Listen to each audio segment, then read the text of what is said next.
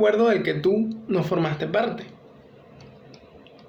Se pregunta por la muerte y cómo la dignidad o falta de esta no se problematiza cuando se trata de los animales o de lo animal. La diferencia fundamental del problema recae en el grado de empatía, que, pensándolo desde el lado fúrico, no existiría. La cita: ¿te gustaría sentirte inundado de dolor y terror en los últimos momentos sobre la tierra? Pregunta a la gente despreocupada por los derechos animales. No somos animales, replican los trabajadores del matadero. Somos seres humanos. No es lo mismo para nosotros que para ellos. Cierro cita. ¿Por qué no es lo mismo?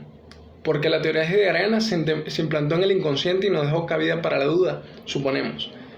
La Fuerza Nacional Socialista se sirvió de esta teoría, ¿no?, de los 3 postulados del mundo, entre otras cosas, para generar esta empresa expansiva, ¿no?, que ocurrió a mediados del siglo XX con las guerras mundiales y el Holocausto, por ejemplo. Esto es un ejemplo, digamos, extremista, pero sirve porque podemos ver que sí, los aliados vencieron y el derrotado, digamos, salió de la esfera política, pero quedó esa marca de que el animal no tiene mundo, que hay hombres que tienen mundo y cosas o seres que no tienen mundo. Y estos seres, al no tener mundo, son inferiores. Podemos amaestrarlos, hacerlos bomba, beneficiarlos con brutalidad. Sin embargo, vemos como Ketsi efectivamente es un epílogo erasmista y revierte este proceso, o te genera la duda, te genera a través de la ironía este proceso reflexivo.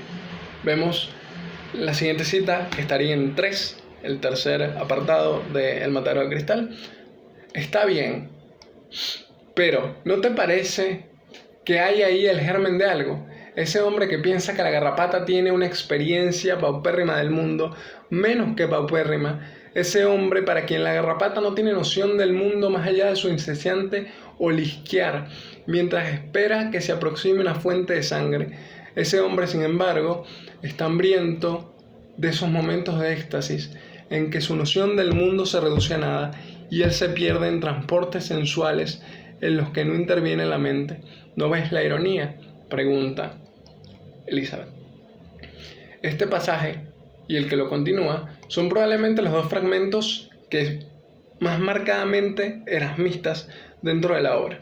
En esta primera muestra vemos cómo se expone el carácter arbitrario y absoluto de esos postulados de mundo, que parten de la premisa de que el hombre tiene mundo siempre, de que siempre es consciente y que siempre es capaz de determinarse en el ser ahí, en el Dasein. Pero esto no es así, lo sabemos.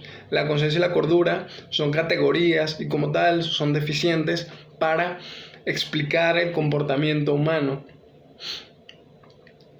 porque lo desnaturaliza, como ya venimos diciendo.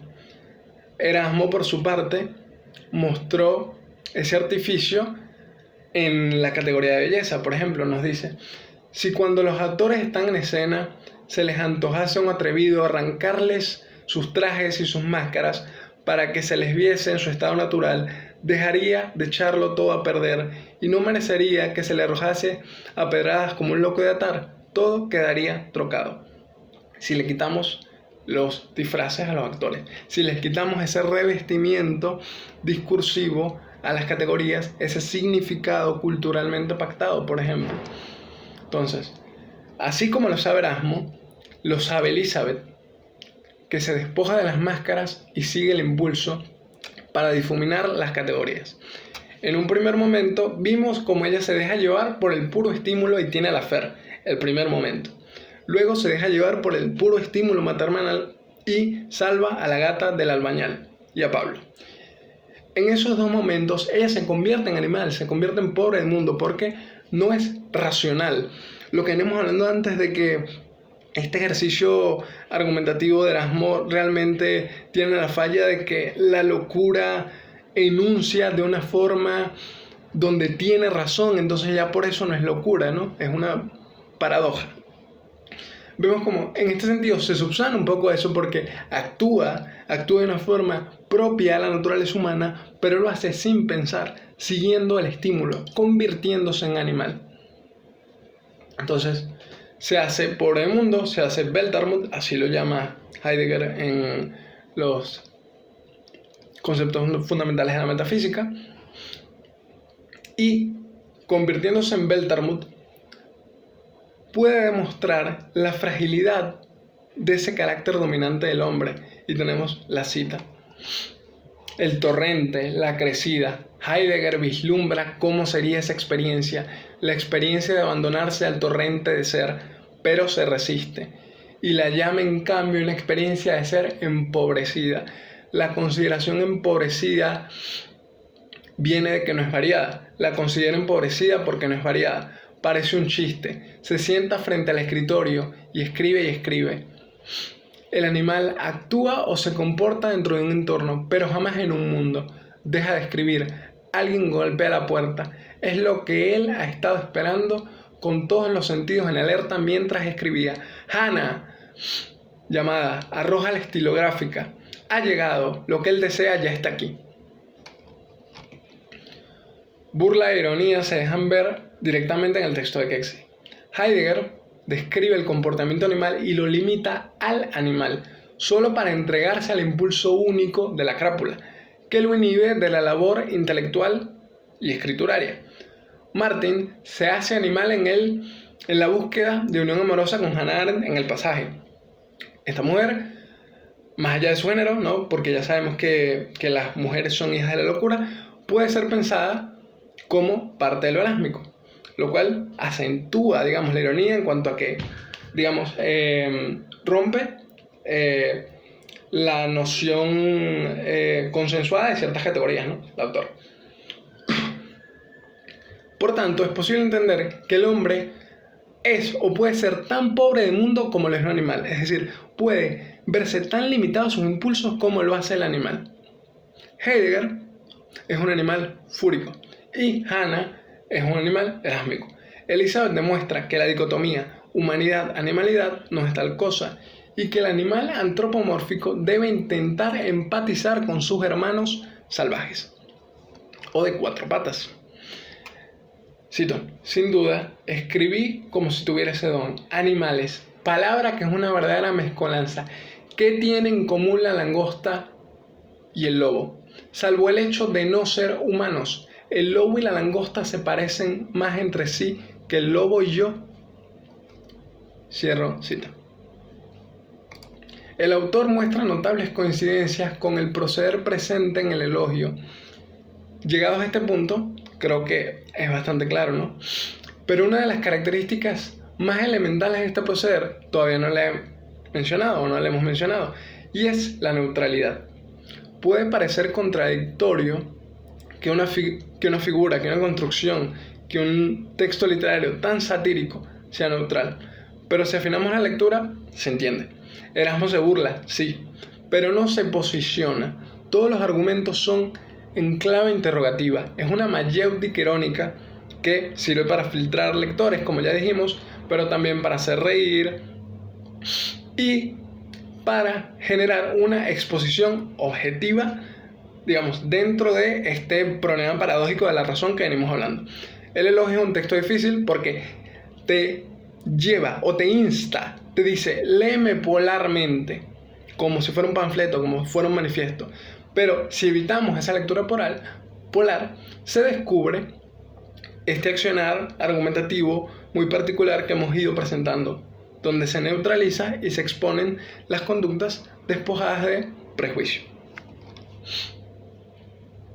Volviendo a Keksi, podemos afirmar que su obra en general y los 7 cuentos morales en particular pueden ser leídos en armonía y contraste con los argumentos del elogio, siendo notable, por ejemplo, la creación de esta voz que discursa fuera del conocimiento humano y genera cambios en su realidad. Se inmiscuye dentro de la paradoja, ¿no?, que venimos hablando, y extiende un sentido que sin saber, sin tener razón, muestra, y sin tener poder, resiste. Cito: el discurso de la locura proteica de Erasmo, cambiador de formas en la frase de Stephen Dedalus, solo se lleva al terreno de la política mediante el esfuerzo más intenso. Erasmo prácticamente desarma a cualquiera, como Zweig, que se decida apasionadamente por la causa erasmiana, elevándolo de antemano a la condición de alguien que sabe. Cierro cita. Esa cita es de el propio Erasmo en The Praise of the Folly. En los cuentos se reitera este proceso de neutralización, esta vez respecto al animal y lo humano.